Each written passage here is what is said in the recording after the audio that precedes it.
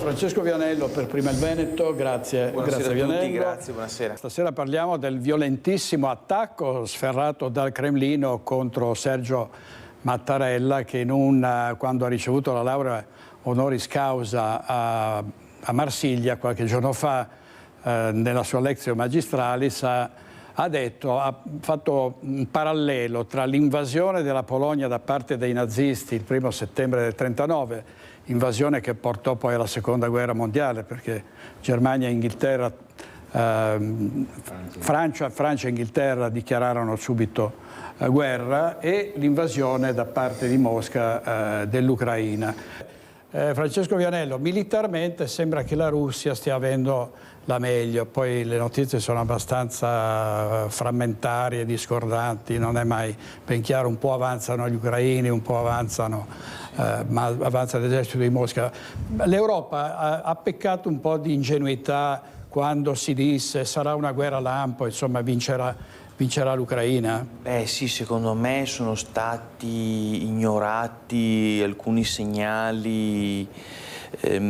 Poi qui mi sorprende le dichiarazioni di poco fa, perché fare dei paragoni storici è sempre qualcosa di estremamente scivoloso, se non addirittura pericoloso. Quindi quello di paragonare un presidente, un capo di Stato attuale che sta conducendo determinate azioni politiche o militari, paragonarlo a Caio Giulio Cesare, a Tizio, a Sempronio o a Marcantonio, è sempre qualcosa di pericoloso. Poi questo rievocare continuamente dopo 75-80 anni i cadaveri in avanzato stato di decomposizione della storia, perché in ogni momento, in ogni questione si tirano fuori Hitler, Stalin e Mussolini, che continuano a ridere, no, nelle loro tombe, perché vengono continuamente tirati fuori. Poi forse molti ospiti e anche qualcuno che è a casa si dimentica che questa guerra in Ucraina è stata progettata e fortissimamente voluta dagli Stati Uniti d'America, i quali hanno fomentato, fatto un lavaggio del cervello profondissimo al presidente Zelensky, forse non ce n'era neanche bisogno, ok? Gli avranno promesso mari e monti, chissà quali accordi segreti hanno fatto. D'altronde gli Stati Uniti d'America non sono nuovi ad aggredire altri paesi in giro per il mondo, a sostenere dittature nazifasciste in America Latina, come per esempio l'Argentina, il Cile, la Bolivia, a finanziare colpi di Stato, vedi il Nicaragua, vedi appoggi anche magari a cartelli del narcotraffico colombiano o messicano. Ultima, l'invasione dell'Iraq di Saddam Hussein, producendo delle prove inesistenti, quindi assolutamente pretestuose, per poter scatenare l'operazione Desert Storm, no, contro il regime di Saddam Hussein. Certamente non era un santo, questo lo sappiamo tutti, e non vogliamo assolutamente difenderlo, perché era un criminale di guerra anche lui, però voglio dire che gli Stati Uniti d'America negli ultimi 50-60 anni hanno difeso e talvolta appoggiato numerosi criminali di guerra che si erano macchiati di crimini, di genocidi all'interno dei loro stessi paesi, con le più varie giustificazioni. Questa volta qui è toccato all'Ucraina. A me sorprende che il popolo ucraino, di cui ho la massima considerazione, stima e rispetto, non si sia sollevato per rimuovere dalla presidenza dell'Ucraina Zelensky, come aveva fatto qualche anno prima con la presidente Timoshenko, per esempio. Cioè, mi dispiace che non abbiano fiutato che sotto c'era un accordo. Allora, l'America ha spinto affinché l'Ucraina entrasse nella NATO, cosa che poi non è ancora di fatto avvenuta. Infatti noi ci stiamo comportando nei confronti dell'Ucraina come se fosse uno dei paesi NATO aggrediti, ma non lo è. Pertanto noi stiamo destinando centinaia di milioni di euro, anziché alle nostre scuole, ai nostri disabili, ai nostri anziani, ai nostri pensionati o ai disoccupati del sud, li stiamo mandando perché siamo i cagnolini al servizio degli Stati Uniti d'America e non contiamo assolutamente nulla né sul piano europeo né su quello internazionale. Noi scattiamo sull'attenti quando lo zio Sam decide che i cattivi sono i russi, che invece i buoni sono gli ucraini. Noi, signor sì signore, pronti, partiamo e andiamo a finanziare una guerra voluta da altri. Vorrei ben vedere cosa sarebbe successo se la Russia avesse tentato di far entrare nella sua orbita geopolitica un paese come il Canada o come il Messico, andando a piazzare delle armi e delle truppe a ridosso dei confini degli Stati Uniti d'America, caro Mestriner. Ecco, Ma no, questa incapacità nostra di essere veramente fino in fondo coerenti con qualcosa, e un principio internazionale è che chi aggredisce una nazione, chi aggredisce una nazione, chi aggredisce una nazione democratica, chi aggredisce una nazione democratica, chi aggredisce una nazione democratica non può essere giustificato, chi aggredisce una nazione democratica non può essere giustificato, chi ha aggredito una nazione... Francesco Vianello, tra l'altro siamo al 23esimo calo consecutivo della produzione industriale, no? Per cui diciamo che non è vero che le nostre imprese stanno andando alla grande, ci sono luci e ombre, ci sono alcune eccellenze, molte altre aziende al collasso, tantissimo ricorso alla cassa integrazione.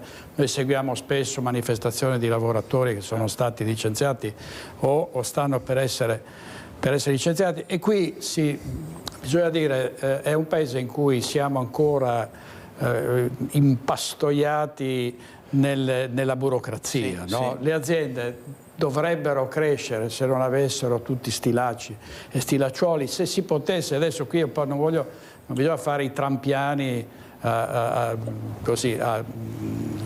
per forza di cose. Ma è un sistema del mercato bloccato anche dal fatto che se devi spostare un dipendente da una sede all'altra, se c'è un lavativo che non lavora e che anzi ti fa danni, se lo devi cacciare via perché è qualcuno di pericoloso, perché ti può far saltare un'azienda con le sue sole mani, non lo puoi fare in Italia. Cioè in Italia non lo puoi fare, cosa che in altri paesi è molto più semplice. Questo favorisce il turnover, favorisce un movimento che in questo paese non c'è, perché le imprese sono bloccate, attanagliate. Certo.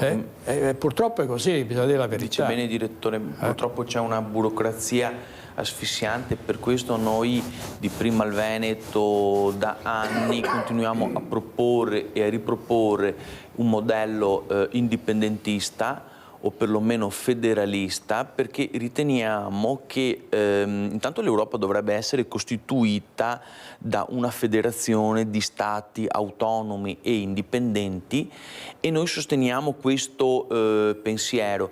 Uno stato piccolo, omogeneo e compatto, come potrebbe essere un Veneto autonomo o indipendente, è uno Stato estremamente funzionale, come ad esempio accade per esempio con paesi come la Slovenia, la Croazia o la Lituania.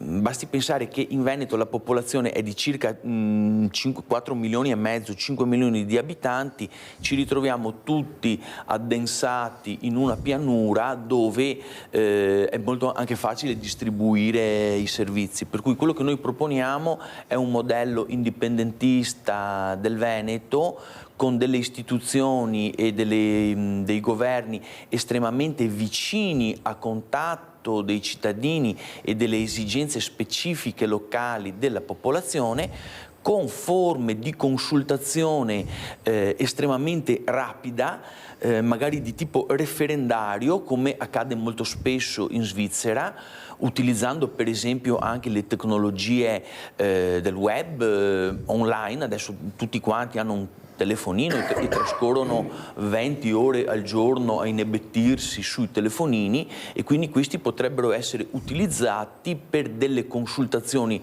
rapide, logicamente su materie circoscritte, su materie semplici, come per esempio potrebbe essere, non so, il menù da somministrare a mensa ai bambini delle scuole elementari, oppure per esempio sulla scelta più appropriata per la raccolta differenziata dei rifiuti, se farli a porta o con conferimenti autonomi, oppure sulla scelta dei giorni. Ecco, questo è un esempio di referendum che vengono fatti molte volte all'anno in un paese come la Svizzera, al quale noi ci ispiriamo. Purtroppo mi dispiace dover smentire per l'ennesima volta l'amico Mestriner.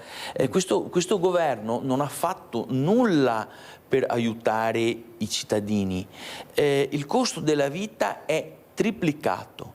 Le buste paga dei lavoratori sono ferme da 20-25 anni. Certo, con questo non voglio dare tutte le colpe al governo Meloni, per carità, che sta lavorando solo da 2 anni e mezzo. Però dove sono gli aumenti, almeno dei piccoli aumenti in busta paga? Questi non ci sono, e soprattutto non c'è nessuno sforzo per bloccare il costo della vita e i prezzi dei generi di prima necessità al supermercato. Qui veramente la popolazione è in crisi, e poi vediamo purtroppo che questo governo continua a buttare nella pattumiera centinaia di milioni in fallimentari progetti per la gestione dei migranti in Albania, e che quindi non sono totalmente in grado di regolamentare e gestire questi flussi che continuano a invadere le nostre coste senza nessuna mediazione e senza nessun progetto di inserimento lavorativo e culturale.